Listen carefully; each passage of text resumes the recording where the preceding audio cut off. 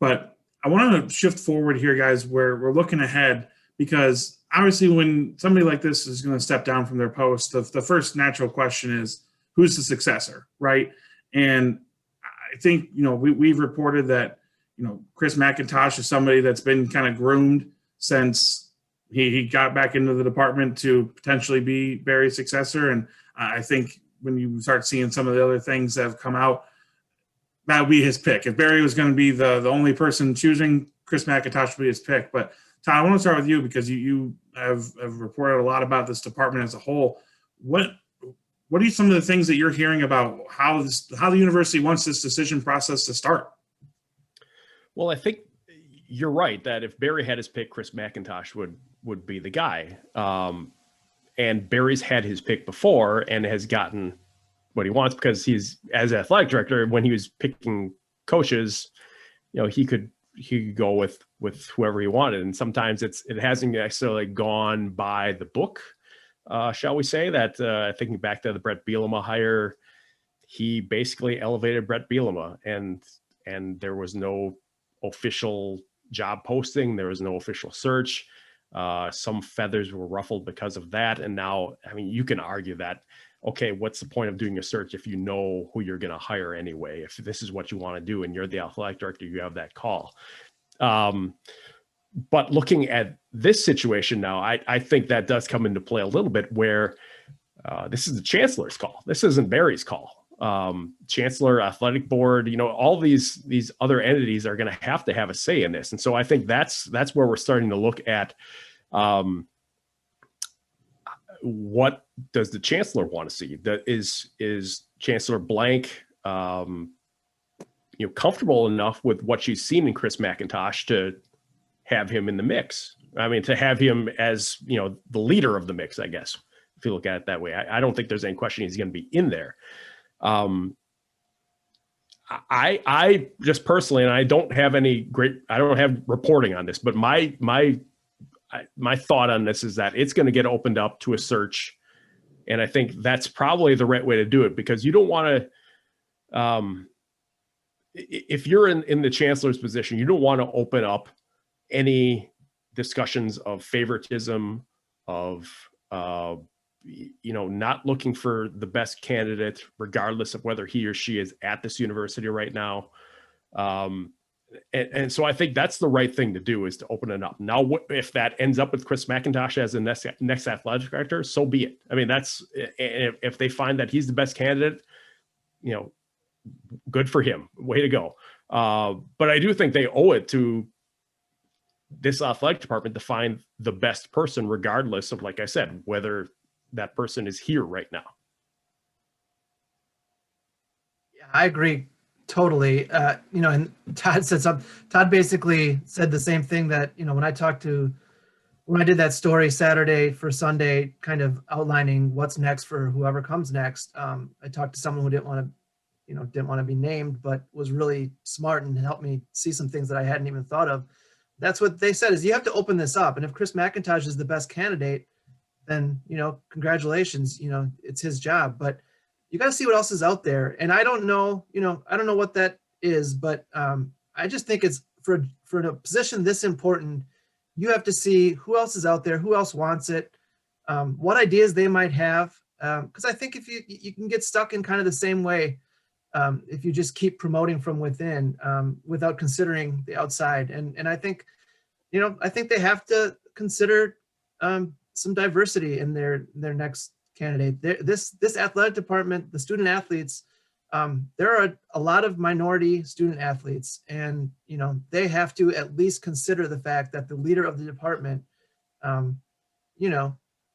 fits kind of what they are and what they want to be. And so I just think there's, I think regardless of who gets hired to fill this position, I do think that department needs to get more diverse.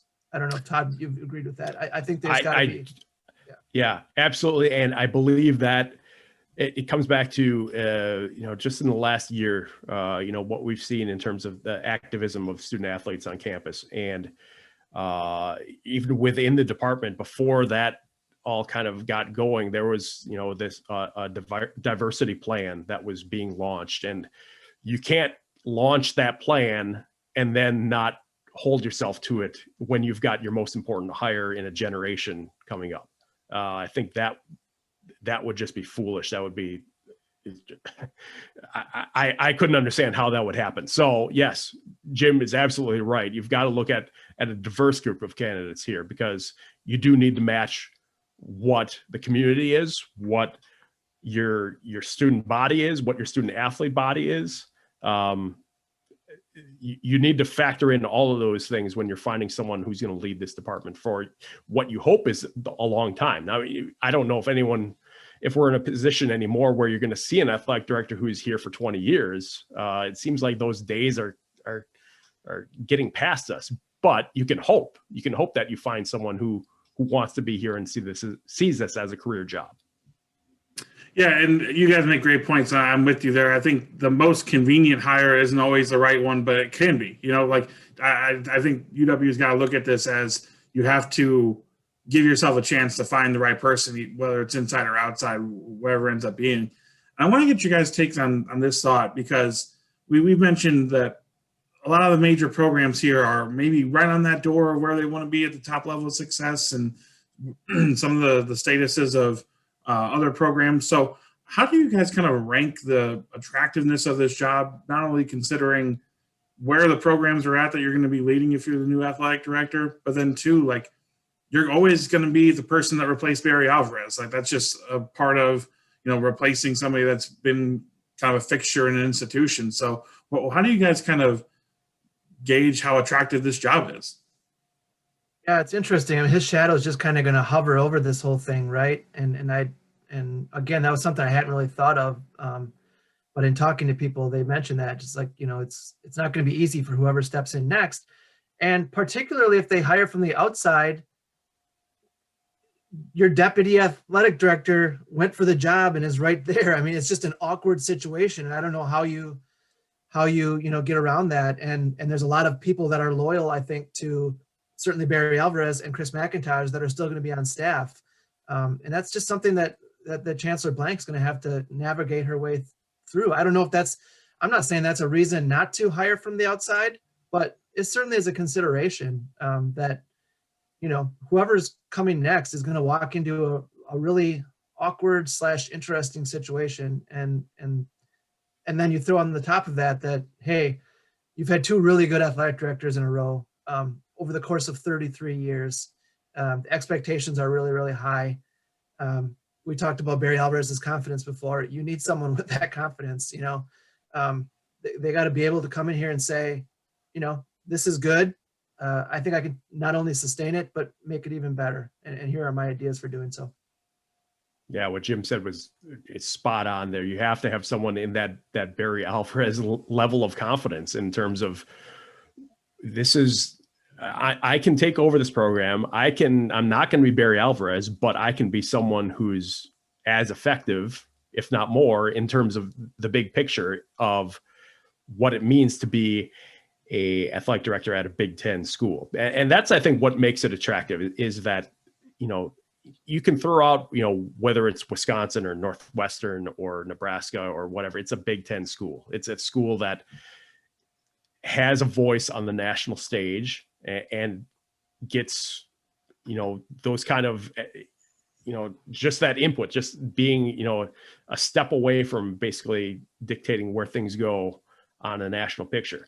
Again, though, that is changing over these next few years. We don't even know what the NCAA structure is going to look like in 5 years. I mean, just reading about some of the questions posed to the NCAA by the Supreme Court, there's good reason to wonder whether this is, on pace for a major change. So that, I do think you have to have someone, again, who has the confidence to say, I understand what's going on. I want to be part of what's changing and how it changes, and I want to help lead that, because we've seen where Barry Alvarez gets called on by the Big Ten an awful lot to be a voice, a leader, a decision maker in a lot of processes. I don't think Wisconsin would want to lose that, and having someone timid or more timid in that role. So you're looking for someone pretty specific in that set of characteristics.